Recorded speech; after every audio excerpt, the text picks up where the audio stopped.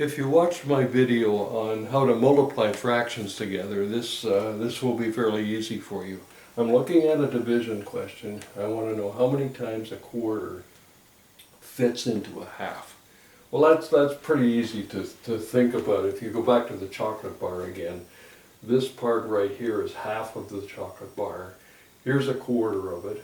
The quarter fits into the half twice. So we're expecting the answer to be 2. So what you do is you just change that division sign to a multiplication sign and you flip over the second fraction. Usually the expression is invert and multiply.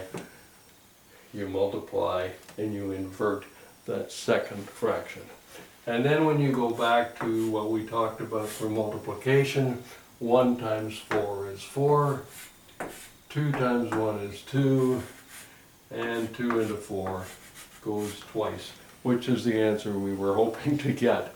So I did that explanation just to show you that this process actually works. If you want another example, let's look at 2/3 divided by 1/6. 2/3 divided by 1/6. So we take the 2/3, change the division to multiplication, flip over the second fraction. Now if you want to follow the process of multiplying the tops together, you're going to get 12. Multiplying the bottoms together, you get 3.